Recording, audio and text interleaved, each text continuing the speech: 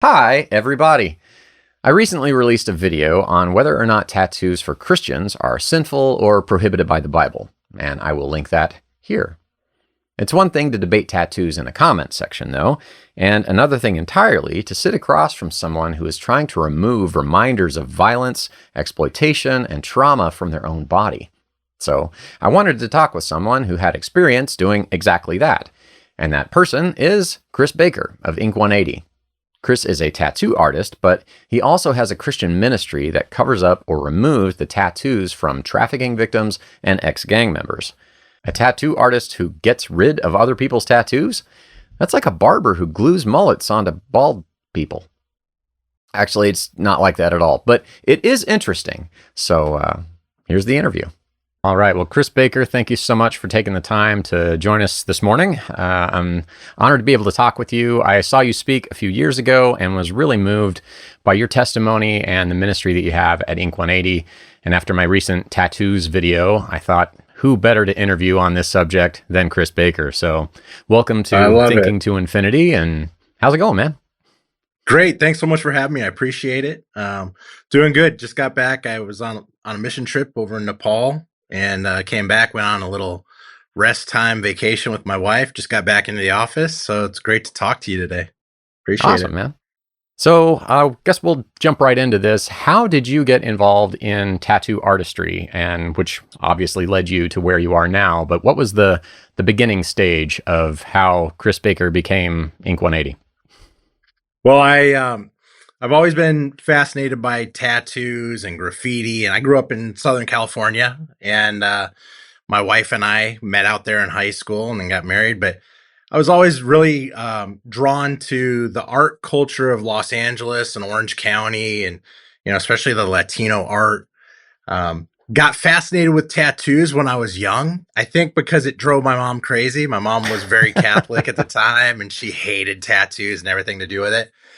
And I got my first tattoo on my 18th birthday, and she was pretty furious. And it was Can I kind of ask what it a was? process. My first tattoo was so dumb. It was my own initials on my bicep up here. It's all covered up now, but it it served one purpose, and it was to make my mom a little bit crazy. But Mhm. now I have 131 tattoos. But Wow. when I was a kid, I always liked to draw. I was always into doing art and just kind of sketching and stuff, and um, just got drawn to it. And through my tattoo artist Larry Casas, who he's done the majority of my stuff. He's out in Southern California, Beyond Creations in Fullerton, California. Just learned the process of it and was fascinated by it and started doing it. And then God took it and said, that's cool. You want to do that, but I'm going to turn it into something for me." And we started INK180, the ministry side of INK180, in 2011. And initially, when we started it, it was I moved my wife and our three kids from Southern California to Chicagoland, probably 22 years ago. And we wanted our kids to have a different opportunity growing up. And I had some job opportunities out here, so it made sense. And, we moved out here and we saw the same things going on in Chicago that we saw going on in LA with the gangs and stuff. So I prayed about it, and it was like God was telling me, use the gift that I've given you as far as art and your passion for tattooing, use it to help people that are trying to leave that life and cover up those tattoos that define who they used to be, so they could really go and live out 2 Corinthians 5:17, that of course says, anyone who is in Christ is a new creation. The old has died and the new has come. And it's pretty hard to live your life as a new creation when you're still wearing the symbolism of your old life. It's Right. such a negative connotation. So started doing that. And it's funny, thinking back about it. We've been doing it for 15 years now. But when I approached my wife with the idea, Lisa's always been very supportive. She's a very supportive wife, and she's put up with a lot of craziness from me over the years, for sure. I have a When I wife who told can her, relate. Yeah. yeah, I think most of them can, right? I thought we were going to help 2 or 3 people a month, and over the last 15 years of doing this ministry work, we've been blessed to be able to help over 10,000 people. So, Man, that's you know, incredible. we plan, God laughs and makes it bigger than we could ever imagine. So, yeah. So, speaking of, I mean, where was your faith journey along that tattoo journey? Did you grow up in a Christian home? Did that happen in between California and Chicago, or how did that lay out? So I've always believed. Okay, I always believed in God. I didn't have a relationship with Jesus until I turned like 38. I was going through some really horrible stuff in my life as far as depressions, and it was a lot of my own doing. I had created some chaos in my life that was just stupid, and I ended up in counseling. And my wife and I went and spoke with a Christian counselor. It was funny because I was like, man, I don't want to get beaten over the head with the Bible. But after so many people recommended her, I was like, well, let's give it a shot. You know, if I don't like her, we can always find somewhere else. And I'll never forget it. I was 38 years old, walked into this counseling center with my wife. It was a Saturday morning. I'm dressed in shorts, t-shirt, tattoos everywhere. I'm like, I don't care what this Christian woman thinks of me with my tattoos. She can judge me all she wants. And because that was the perception I had of Christians at that point in my life, right? Yeah.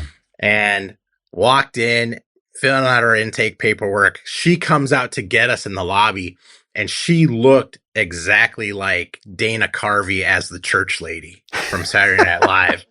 The perm, the long dress to the floor, the cuffs on her sleeves were to her knuckles kind of thing. And I was just like, oh man, I looked at my wife and said, this woman is going to torch me.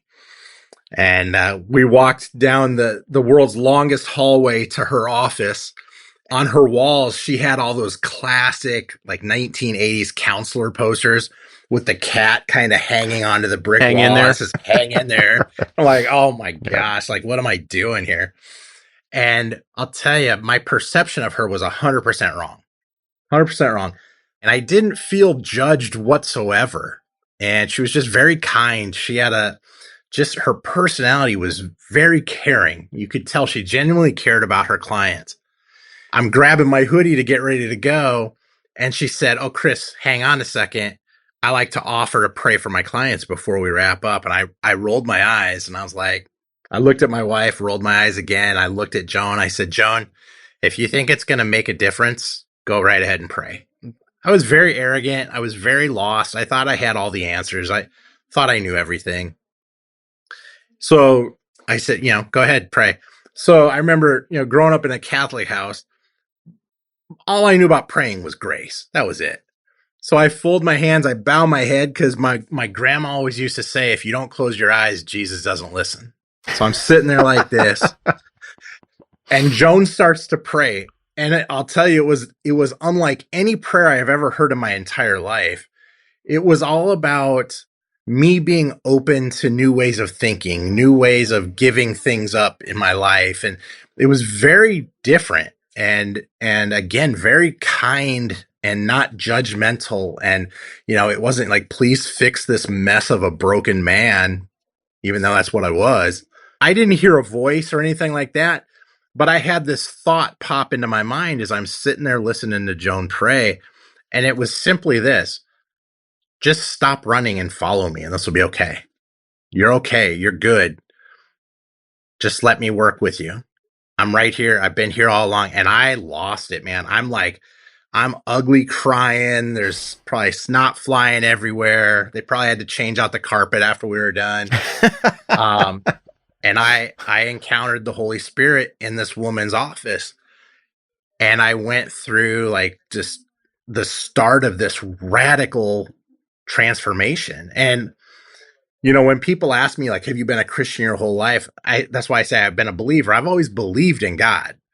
Right. I didn't know him. And for that first year of my new life, I really beat myself up because I was like, God, I'm sorry. I wasted 38 years of life you blessed me with just being arrogant and stupid and thinking I knew everything. And the answer that I got was basically God telling me, like, stop beating yourself up. It's okay. It took you 38 years to figure out what kind of Christian you want to be. And I was like, man, that makes a lot of sense. because as I was starting this transformation process, my heart was on fire to serve. Like, and it wasn't about, I think a lot of people, when they're new to faith, they're like, oh, I've got to earn my way back into heaven. Grace is Hmm. freely given. It's to all of us. We don't have to earn our way, because we could never earn or pay back what he did for us. But I had this Right. fire, like I really wanted to serve and help people. And 6 months later, I was on top of a mountain with my church in Haiti building a school. And that was the start of my new life, and how I look at and how I view serving as a passion. I love doing it. That's incredible, man. That's great. Well, I'm so glad that you had that experience. I think a lot of people can relate. There's definitely a difference Yeah. between believing in God and even proclaiming yourself to be being a Christian and reaching that point of truly giving Jesus lordship over our lives and saying he's Yeah. first place, and all of the decisions that I make from here on out are going to be based on what will honor my king, you know? Yeah. Um, Well, and that's what I've told my kids, and other people. Like, do you know how freeing it is when you no longer have to control everything? When you give it right. over to him, say, hey, can you take the wheel and like just tell me what to do and I'll do it? There's so much freedom in that a lot of people just don't understand. So yeah, it's been a wild ride so far. Centering in on that theme of freedom, Mm. as it's, I believe, First Corinthians, where the Spirit of the Lord is, there is freedom, and Christ proclaimed that he had come, like his ministry was to set captives free, and of course, that's in Yeah. the larger scale of setting us free from sin and death and from eternal separation from Him. But I think that there's also the smaller real world scale of, he does not desire for us to be in bondage to anyone or Yeah. anything. And the work that you're doing is clearly going head first into that scenario with people who have been trafficked and people who have been Yeah. subjugated under, being part of a gang or whatnot. So you mentioned you started off thinking maybe we'll help a few people, and it's gone far beyond that in scope. Yeah. What was that transition period like of beginning to say, all right, Lord, here I am. I'm going to do this service. I'm going to provide this ministry, and then seeing it take off like it did? What was that like? It was crazy. And it was like 0 to 100 miles an hour, because we started the ministry in our house. I'd set up the basement of my house like a tattoo studio. And I had gang members coming into my house in the basement, getting cover ups and removals, while my kids were upstairs doing homework and my wife was making dinner. And it was cool. Like, we never had an issue. Nobody ever threatened us, or we didn't have any problems. But the Lord took over and we ended up getting the shop pretty quick. About 6 months into the ministry, I was asked by my pastor to speak one Sunday at my church and kind of tell the church what we were doing.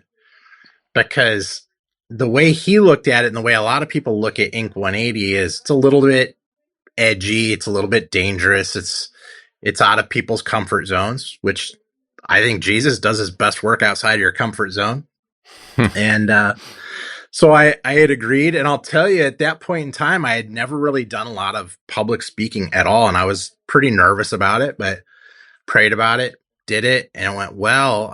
That day after church, I was walking out to my car to leave, and this guy comes running up after me and kind of grabs my shoulder and he introduced himself. He was an agent with Homeland Security. And he said, Chris, I love what you're doing. It's the first time I've heard about it. I would love if you would come and meet with our gang unit in Chicago. I said, yeah, I'd love to do that. I was trying to get the word out, and working with probation and parole and judges and different nonprofits and ministries. But I was like, this is my first time being introduced to federal law enforcement. So I said, yeah, please set it up. And he did. And 2 weeks There are later, worse I was driving. circumstances to be introduced to federal law enforcement with, so that's Yeah. good. Yeah, right.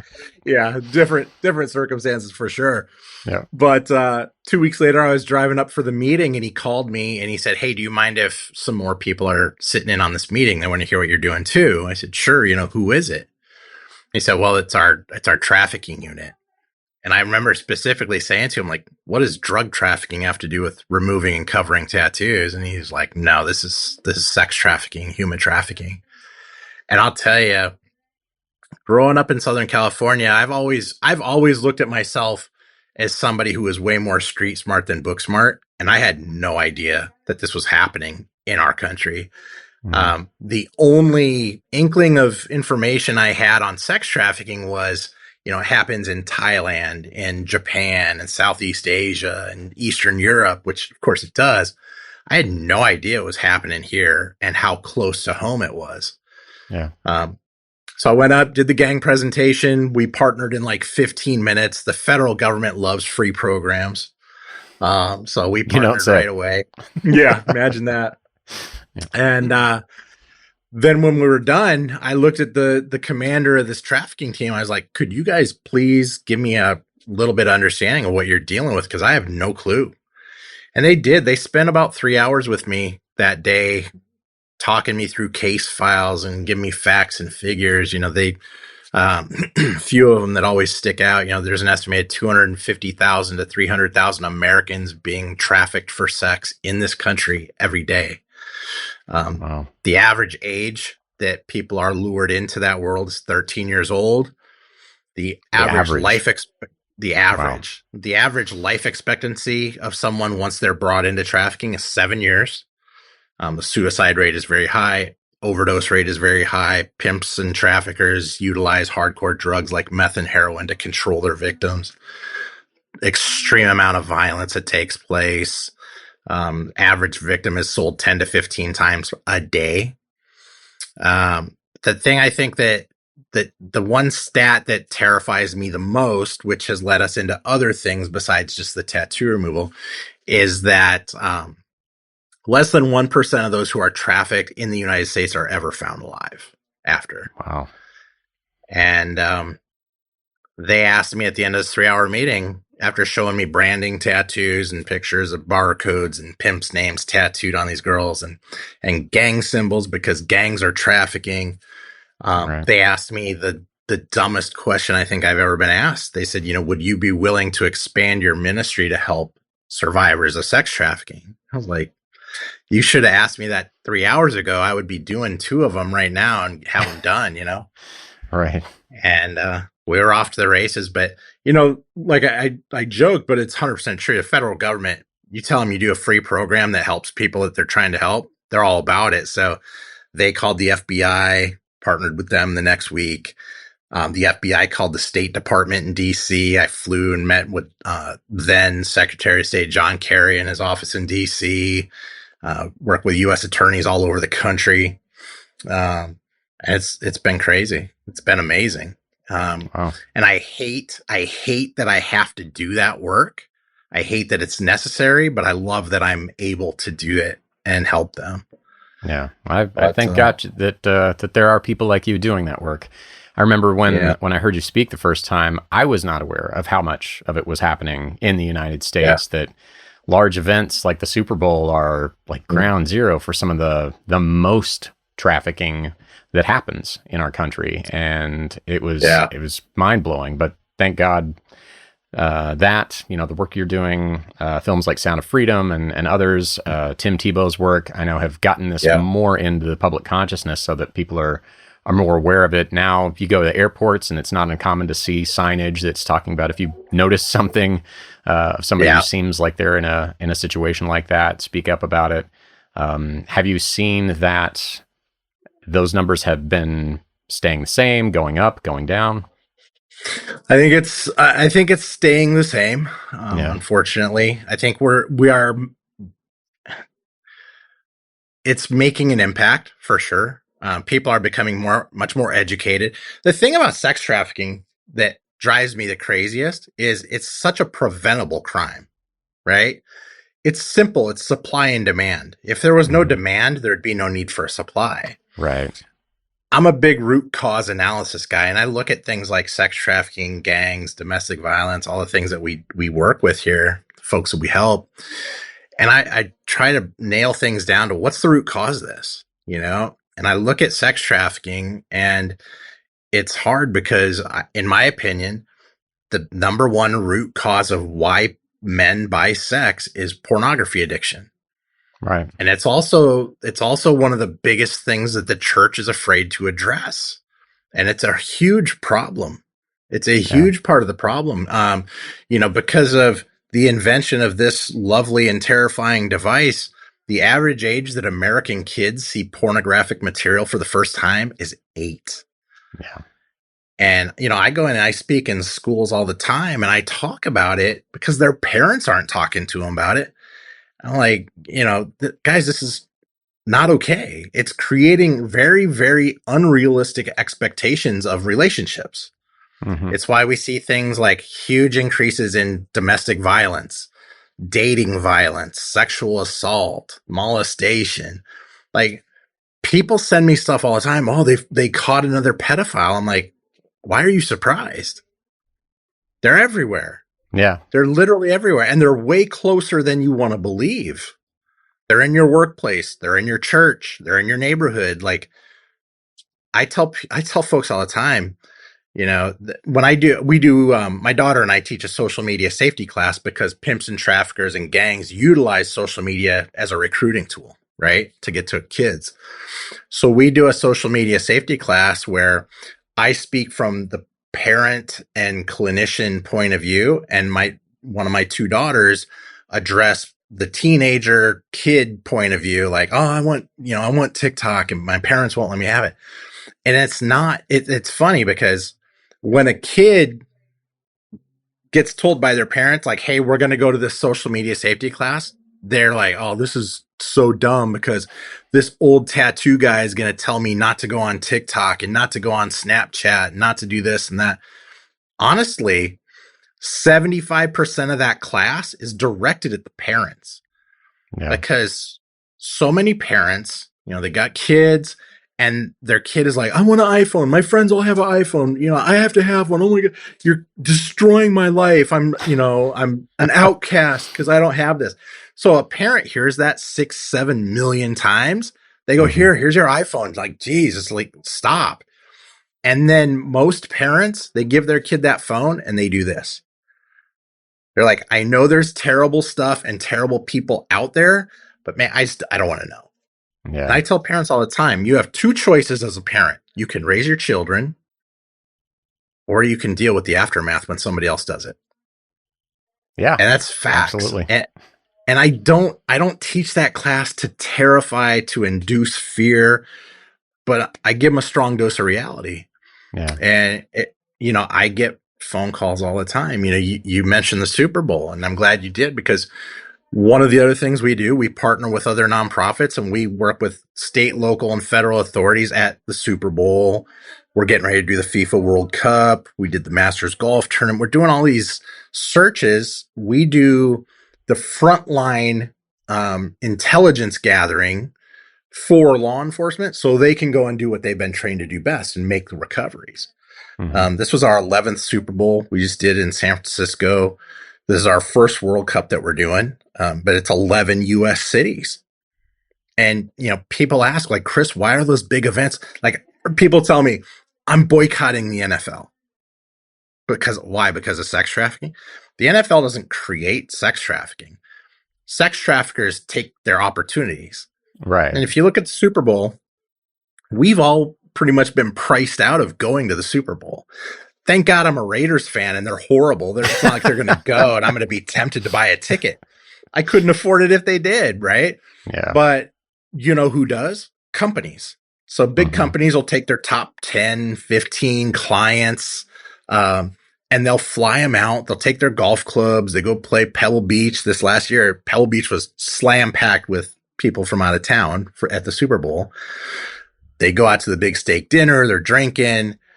And here's the thing, I've learned in 15 years of doing this, men with money, power, and little supervision make some pretty poor choices. And a lot of times that's like, oh, let's go to the strip club. And there's a lot of trafficking that goes on in those establishments.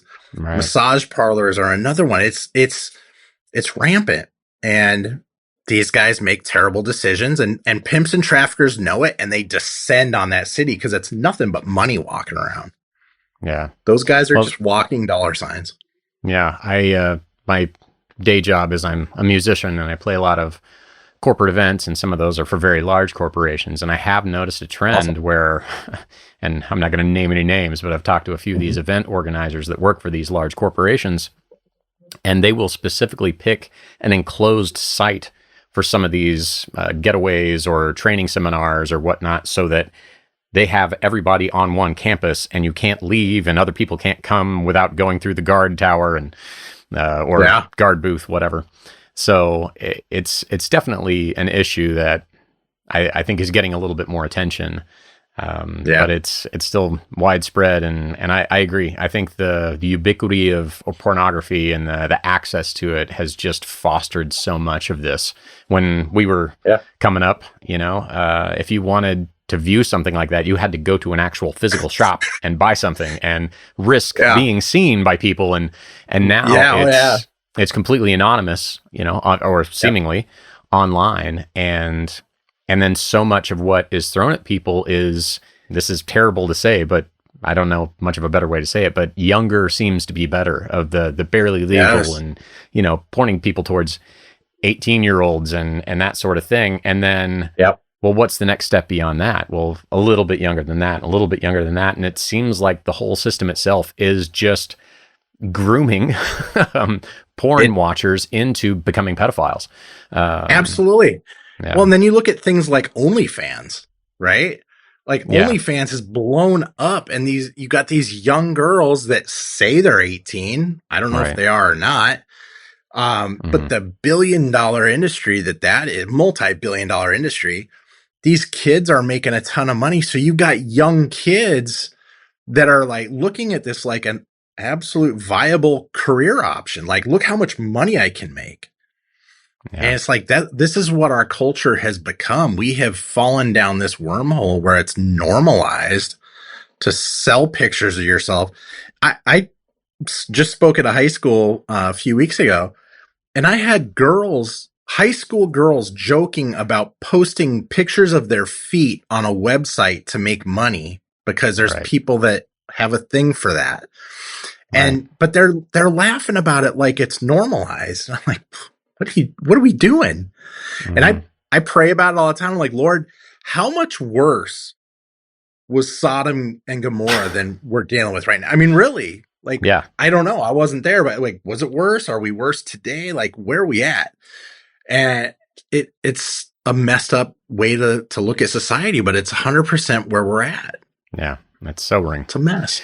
So I want to hit back to the tattoo removal, because I know you mentioned in the Yeah. early days you had these gang members coming over to your home, and that's a bold Yeah. move. Not everybody would be comfortable with having them around your family as you're doing this work for them, even though it's a ministry and your heart's in the right place. Mhm. These people have made some questionable life choices before, but I know eventually that there were some threatening phone calls and a Yeah. little bit more of a dangerous environment because of that. So, and in fact, hearing you talk about your you learning how to pray and asking to pray Yeah. with these guys was something that really turned a tide with that. Could you talk about that a little bit? Yeah, absolutely. I've had 11 legit death threats since 2011.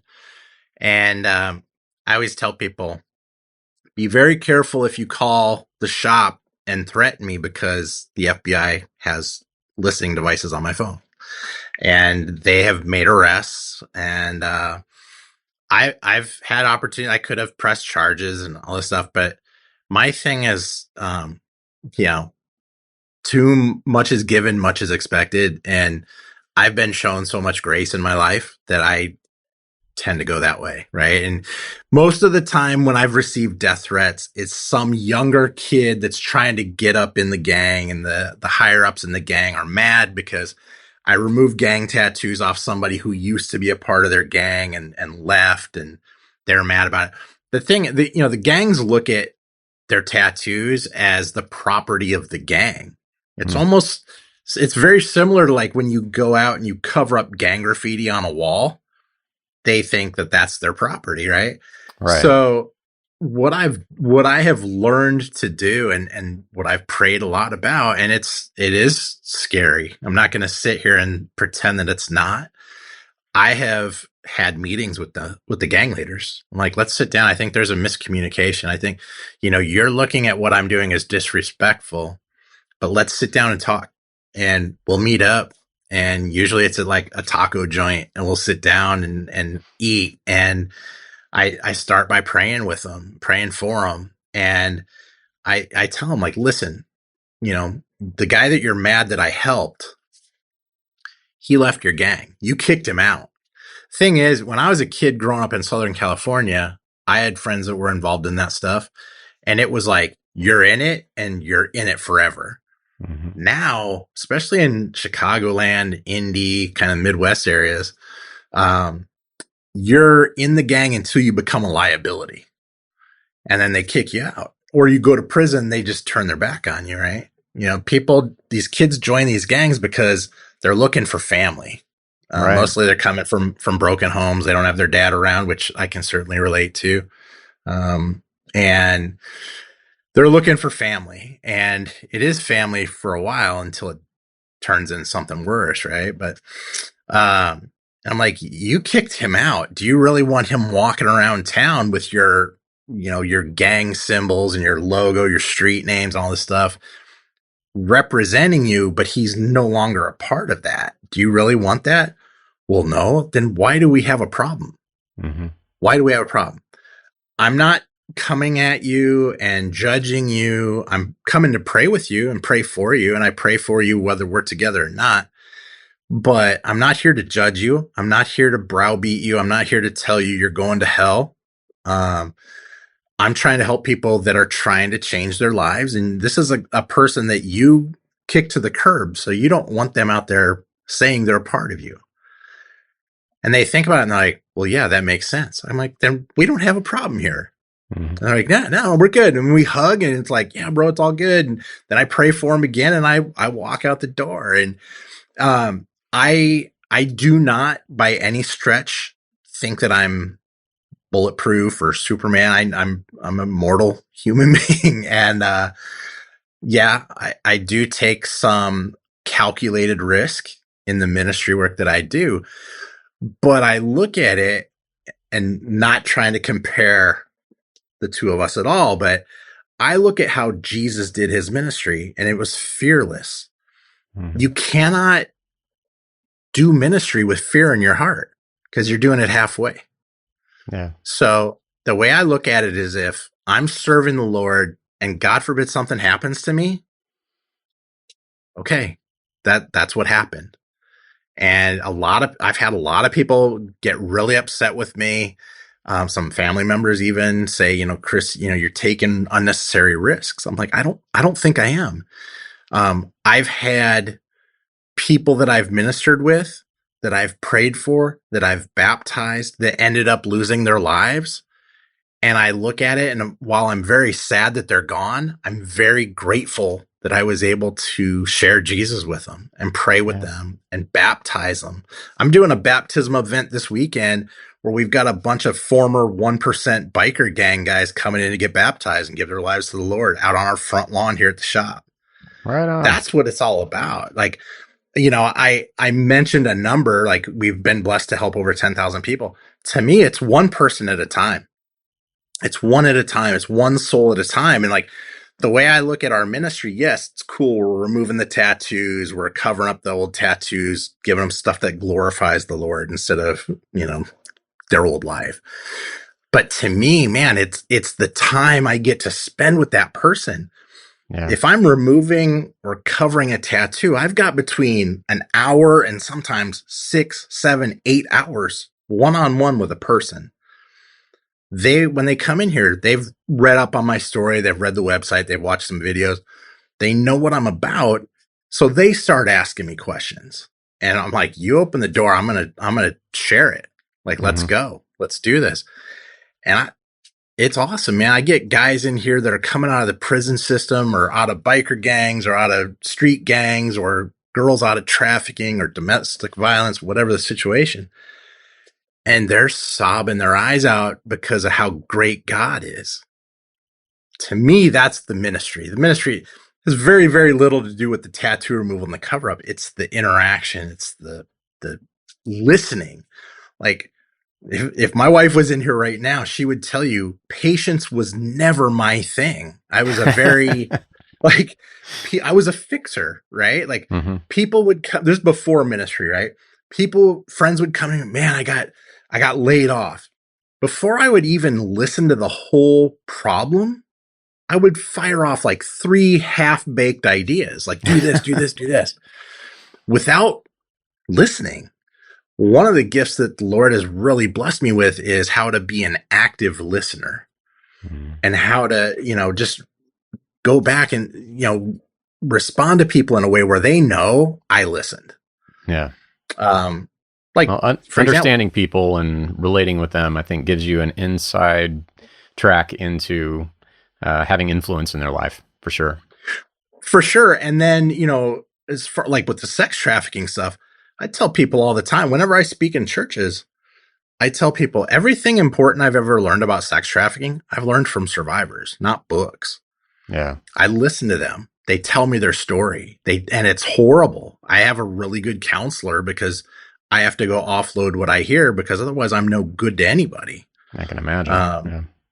And it's hard. That's the hard part of the ministry is what you absorb, what you take in. My counselor calls it, the ricochet effect. Like, you didn't cause that pain to that person, but you're taking it in.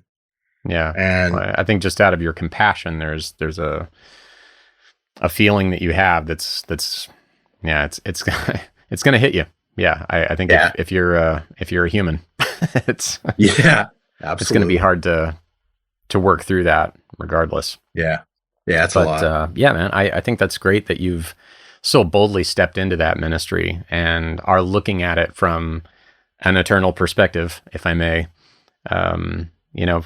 The Apostle Paul talked about how to live is Christ, to die is gain. He's, if I perish doing the work of Christ, so be it. It's just gonna get better for me from there.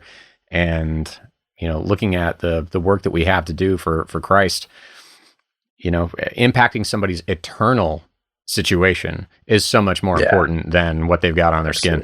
Absolutely, 100%, 100%. And that's my response. There's a lot of times, I don't know what your tattoo show was. I'm gonna have to go back and check it out now. But there's certainly a lot of Christians that give me a hard time for having. I mean, I'm covered in tattoos. It's like don't you know what it says in Leviticus? I'm like, yeah. Don't you know what it says in Revelations 19? Like, we don't have to agree on everything. But man, if you're gonna come in, if you think having tattoos is my biggest sin in my life, boy, we got some talking to do. Right.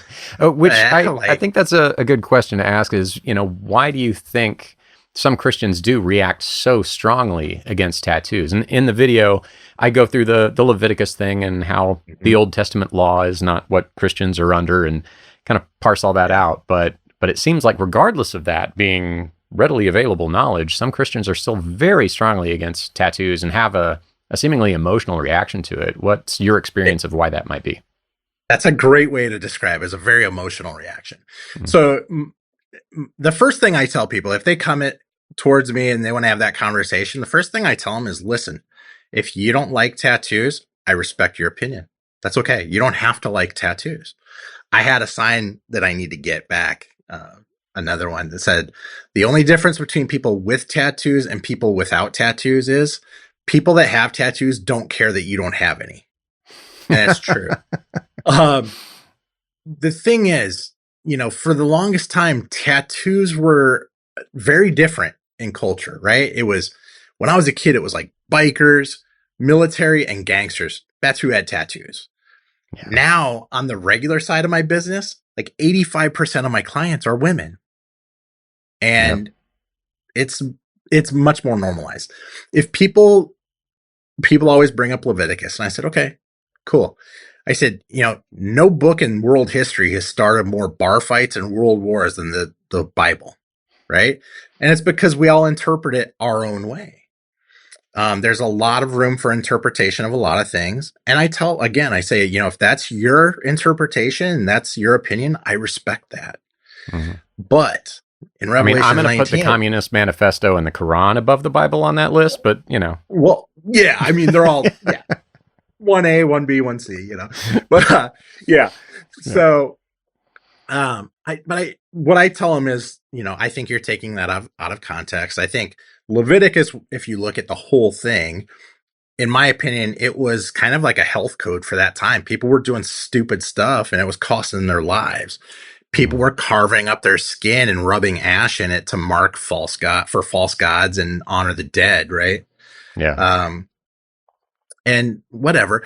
But the thing is, people like to pick and choose. Like they're so against tattoos, but they'll eat shellfish. They'll wear clothing with mixed fibers.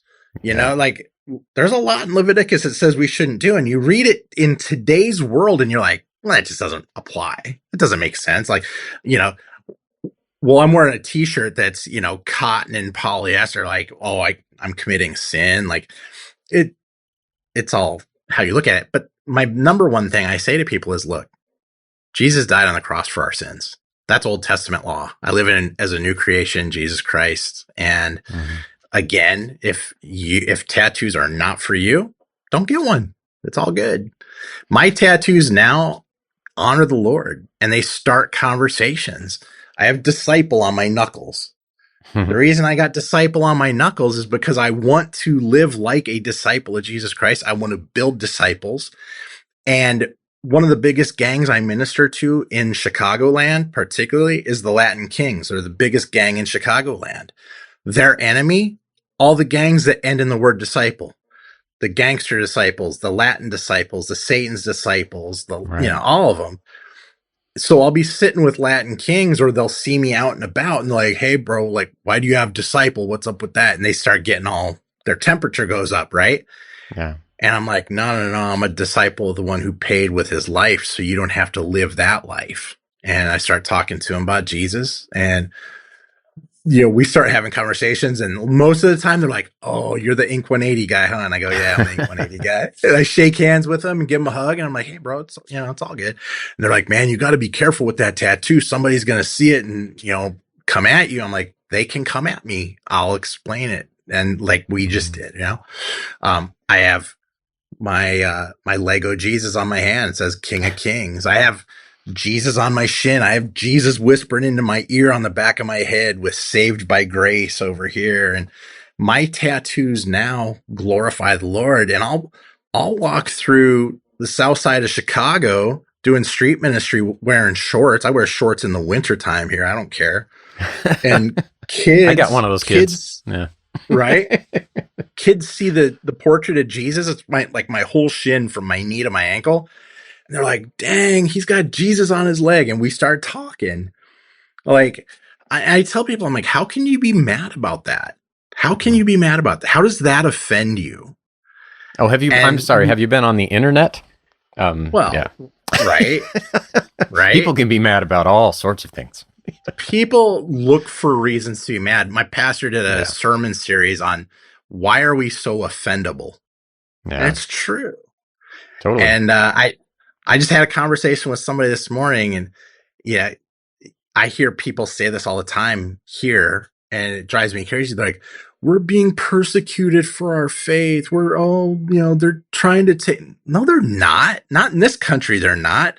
I just got back from Kathmandu, Nepal, where a pastor friend of ours got in a very minor traffic accident. He was facing life in prison because he's a Christian pastor in a Hindu culture. That's being persecuted for your faith. So I'm like, if you want to come at me for having tattoos and have a disagreement, I don't look at that as persecution at all. I just look at it as it's a healthy conversation. The funny thing about it is I think people look at somebody that looks like me and they expect that when they start that conversation, I'm going to become very angry. And I don't. I talk to them just like this, and they get more and more animated and frustrated and angry. I'm like, why are you upset? Like, this isn't worth being upset about. Why don't we get upset about 13-year-old girls being sold for sex up the street? Why don't we get upset about military veterans living on the streets without anything to eat or health care? Why don't we get upset about, things that truly matter to God? Yeah. I'll answer to God for my tattoos if it comes up. But like I said, I did things in my earlier life that are much worse than me having some tattoos or doing tattoos. So Yeah. I think the people are majority of funny. people who speak out on those kinds of things and get so worked up about them, and you're saying, why don't you get more worked up about, actual serious, egregious sins and crimes, is I think they pick things that are easiest. I think that's why Yeah. you see Christians in general being picked on in our country or in the Western world more than Islam or others, is because, Islam will fight back a lot more often. And, Yeah, that's true. people find it a lot easier to shoot deer in cages. And so it's easier to get upset as a Christian and call out other Christians wearing tattoos rather than other Christians who are addicted to porn or, visiting massage parlors or things of that scope. Yeah, Um, and here's the other thing. The other thing I look at too is, why aren't you mad at your own sin? What are you not addressing in your life that's making you this frustrated about mine? hmm. So yeah. Cool, man. Well, so I'm in agreement with you on your stance on tattoos. Just for the sake of Mhm. conversation, do you think that people, Christians especially, since that's primarily my audience, do you think that Christians can view tattoo culture or their own tattoos in a way that those become an idol for them? I think so. Yeah, I mean, I've certainly met some people. It's interesting. I go to the tattoo conventions to network with people and other artists. We're always trying to build a network of other like-minded artists that want to do similar things to what we do.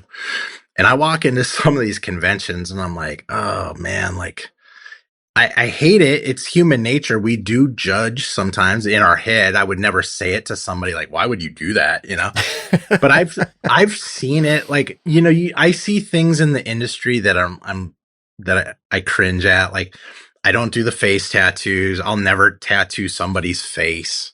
Hmm. Um, that I don't know if you've seen, people are actually doing ink injections into their eyeballs to make their eyes like Yeah. black. Or I think that's I think that looks demonic. My thing personally, as an artist, I don't do any tattoo imagery. I don't tattoo on people anything that's obviously demonic, vulgar, racist, drug related, alcohol related, or derogatory towards women. Like sometimes people do like topless pinups and stuff. I don't do any of that, Sensual and things. I I just choose not to. Right. I Mhm. don't do anything that honors false gods, anything like that. And then as far as placement goes, if a swimsuit covers that area, I refuse to tattoo it because that's not for me to see. That's you and your spouse and whatever. Not for me to see. And Mhm. that has caused some stuff over time. The industry is interesting. It's changed a lot over the years and it's gotten a lot more community friendly. But there's a split in the industry. There's still that old school kind of back alley tattoo shop kind of thing going on. But Mhm. there's also a lot of great tattoo artists, whether they're Christians or not, that are doing some really great work in the community, whether it's, covering up mastectomy scars for breast cancer survivors or helping people, like coming out of trafficking or gangs or domestic violence or covering up self-harm scars for people that dealt with that kind of stuff. Or there's a lot of different cool stuff. Even artists that are just doing fundraisers to help support local folks in the community or different organizations. So the tattoo industry's come a long ways. It's got a long ways to go. Um, but I'm actually a part of an organization called the Association of Christian Tattoo Artists, which when I bring it up, people are like, that's a thing. I'm like, yeah, it's a big thing. There's actually a lot of Christian tattoo artists Mhm. and we network and we talk and we talk about this stuff and we Well, they got make to be each other like think. full-time employed just on youth pastor forearms alone. Oh man, you're not even kidding. Like the clouds and the light rays and the praying hands. Like, yeah, we call that the youth pastor starter kit. But yeah, it's That's great. but the thing is, what's funny, our shop here is in Oswego, Illinois. We're about 40 minutes outside of Chicago. And, I speak in churches and I always stay to answer questions and meet people and stuff. And I get people that come up to me all the time, mostly women, and they're like, do you tattoo like just regular people too, or do you just do ministry full time? I'm like, no, I still have to pay my bills. So yeah, I still do Right. regular tattoos, within reason and stuff. And they come in, and our shop, like my shop room, is very colorful. Like there's a lot going on. Got a Yeah. mural here, got the freedom tree. Those are all handprints of trafficking survivors and stuff. There's a lot to look at, but it's set up very much more like a spa than a tattoo shop, right? There's no crazy loud metal music blasting, dropping F bombs, and there's never questionable stuff on the TVs. Um, we try to make it a comfortable environment for people that come in, and Yeah. the industry is definitely going more that way. That's great. So Yeah. I know that you are a not just a ministry, but as you mentioned, you run a standard tattoo parlor. And Yeah. so in my video, there are quite a few images of, I'll just say, not really well thought out tattoos. So I was curious if you have any humorous stories of cover ups that you've done of people who said, yeah, I got this and I got to get rid of this. Any of those stories you might have? Yeah, it happens all the time. I mean, I get the people that come in, and the first thing out of their mouth is, well, I got this tattoo in Florida on spring break. And I was like, okay, let's see it. And it's always like a Tasmanian devil or a Tweety bird, or, some old, and it's just faded out, washed out. And, so they're like, the funny thing to me is people come in with these tiny little tattoos and like, I'm sure there's probably nothing you can do to cover this. And I'm like, are you kidding me? I've covered full back pieces for guys coming out of the prison system. Like that little Tweety bird is not going to pose a challenge to me. Yeah. But it's interesting. It's always because when they come in for those, they're embarrassed too. They're like, I can't believe I did this. It was so stupid, and it looks terrible, and it was 20 years ago. I'm like, hey, no judgment. Like my first tattoo was my own initials, and I've had it covered up. Like when we're young, we don't think like we do when we're 55. So Yeah. it's fun to have those conversations and tell them like, hey, don't condemn yourself for a bad tattoo. But Yeah, and I mean your initials. I mean, come on, that's evergreen, man. That's not even something that was going to change. It's not like you got like Grand Funk Railroad on your chest or something. Right. So. Yeah, exactly. Well, my wife asked me, she's like, "Why would you get your own initials?" I was like, "I have no idea." In case I'm lost.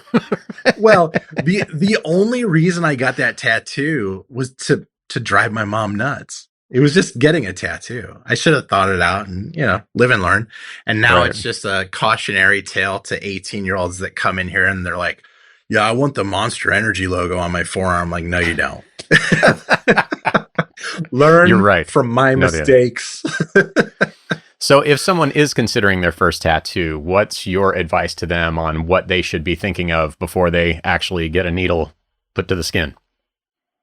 Yeah, do your research for sure. On your artist, the shop, kind of what they're all about. More than anything, though, really think about your design. I tell people all the time, like I don't have designs plastered on the wall. Like almost all the stuff I do for people, unless they bring a design to me, is stuff that I draw up. But I get these kids that come in on their 18th birthday or coming up upon their 18th birthday, and they're like, will you draw this for me? I'm like, yeah, but what I want you to do is I'll draw it and I want you to post it, on your bathroom mirror and your desk at home and your locker at school. Post that picture up and look at it for 6 to 12 months. And if you're not sick of looking at it after that, then think about getting the tattoo. First tattoos, I always tell people start small.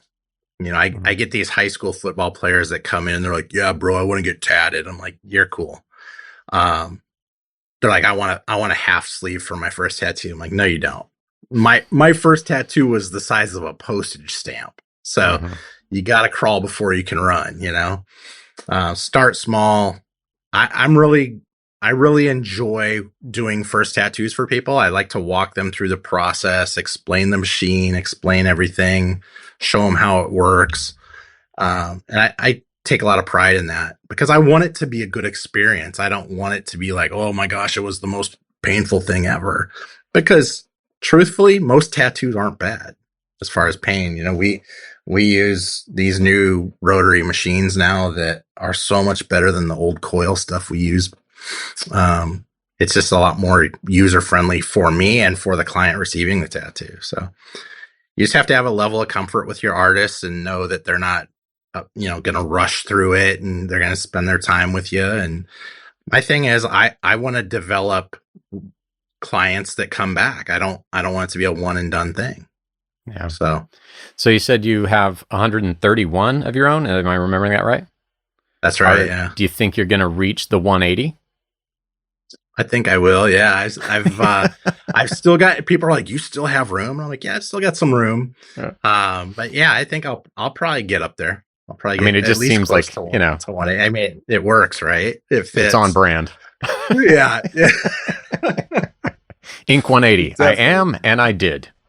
I did. Yeah. Absolutely. Right on. So, if someone feels like trapped by their past, whether it's something on their skin or the lifestyle that they're coming out of, as you've had a lot of interactions with, what would you want somebody like that to hear?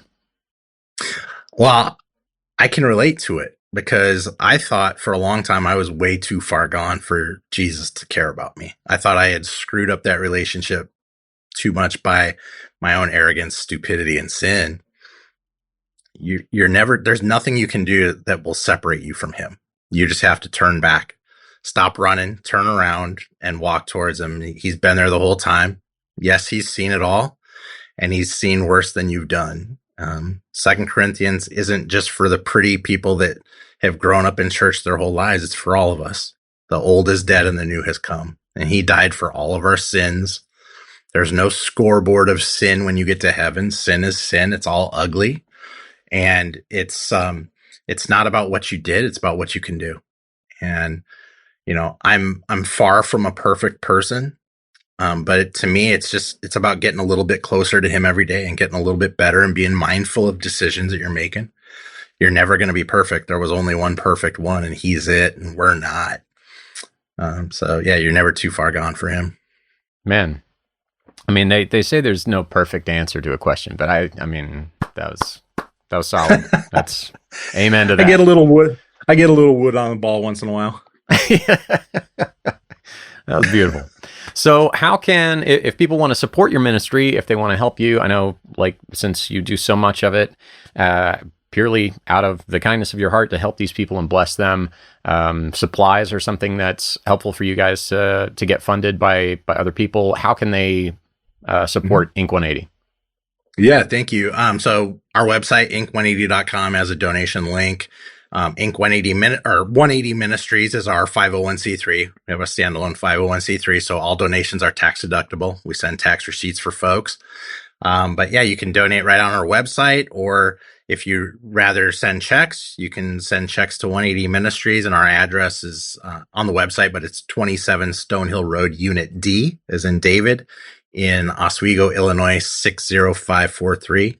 And if people have questions, they can call anytime, 630-554-1404, or my email is Chris, CHRIS, at INK180.com. Sweet. Well, I'll make sure and link those sites and such in the description for this video so that people can check that out. Anything else you'd like to add? No, I think one of the things I always try to land on is, a lot of people, when they hear about what we do, they will sit there and be like, man, I wish I had something like that I could do. And we all do. We all have ministry in our heart. It's been put into us. Go and check out James if you need some evidence of that. But it's not about buying your way back into heaven, because that's impossible. I just want to leave the world a little bit better when I leave it than it was when I got here. And I think that we tend to overthink serving. What are you passionate about? What gifts has the Lord blessed you with? Because we all have unique gifts, and just use what he's given you and what you're passionate about to make a difference in the life of somebody else. And I tell my kids and the kids that I speak to in high schools and junior highs all the time, like, it's pretty easy to go to bed at night when you've helped somebody that could never pay you back. And it's a beautiful feeling just to have those interactions with people and make people feel seen and heard, and you just using the gifts that God gave you. And it's a beautiful thing. Amen. Well, thanks again, Chris. Thanks so much, Chris Thank Baker you. from INK180. I hope you guys will take a moment and check out his website, check out the ministry. If you're feeling led to support them, check out the links in the description. And until we meet again, God bless, man. Thanks so much. God bless you guys.